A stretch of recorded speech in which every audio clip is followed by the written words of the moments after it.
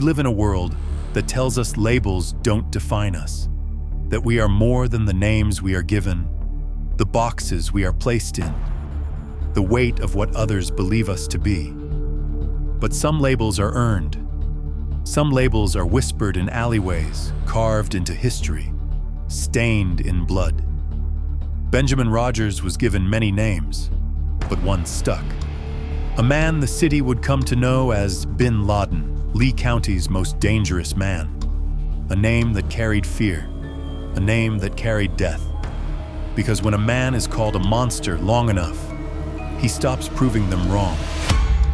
And as a search is on for a shooting suspect in Fort Myers. One person is dead following a shooting. No description of who may have done this. Pop, pop, pop, pop, pop. Terrorized by gunfire. Yeah, my tears aren't yours today, but you keep it up, they will be yours.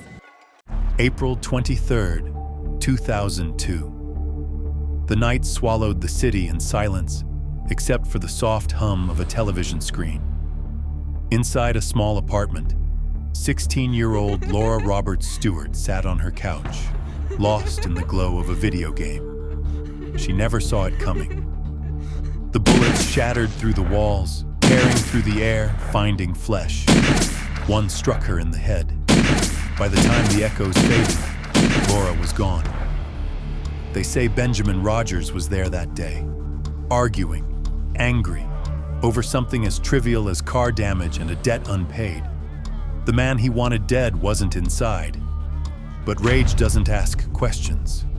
It only takes. And that night, it took Laura. Neighbors saw him, the fleeting shape of a man in the darkness, running.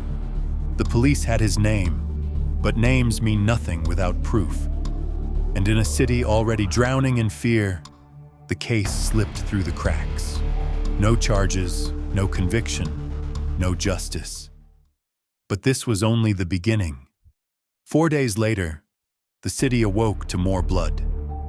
Another name added to the list. Another life stolen before the sun could rise. April 27th, 2002. The Manhattan nightclub pulsed with music, bodies moving in the dim glow of neon light. Among them, Melvin Bronsfield, a man unaware that tonight would be his last. His friends saw the warning signs, whispered the name that had already become legend in these streets. But Melvin wasn't afraid.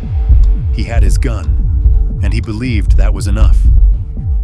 Outside, the night air was thick, restless. And then, headlights. A car moving too fast, barreling down the street like a bullet with no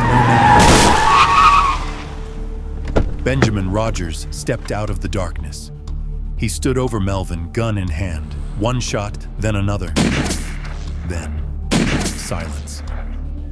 Correctional Officer Orlando Torres had been driving an empty transport vehicle when the call came in. A second later, he was there, eyes locking on Benjamin. The police wasted no time. A 6-page arrest affidavit was issued. A warrant was signed. For the first time, the law was finally chasing the man who had eluded it for so long. Just moments ago, a helicopter was swarming this neighborhood. I saw Fort Myers police, Lee County Sheriff deputies, and U.S. Marshals from Colonial Boulevard all the way down to Artis. A citywide manhunt. Roadblocks, sirens, flashing lights piercing the night. But the search ended the way it always had. Empty.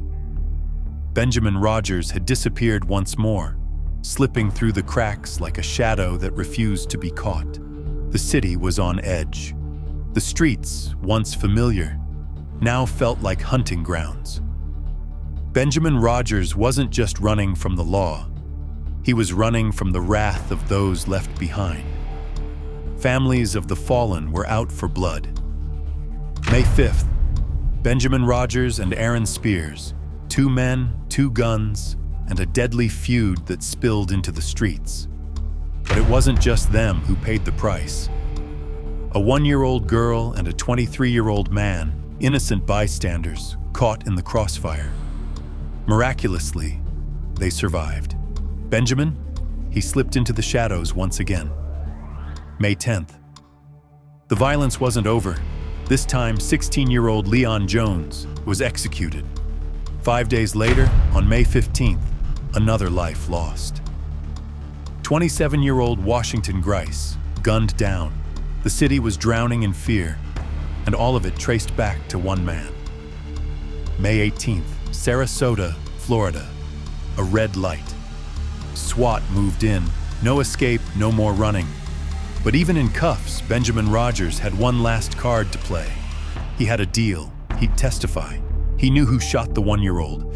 He knew who pulled the trigger on the 23-year-old man. He pointed the finger at Aaron Spears. He took the stand.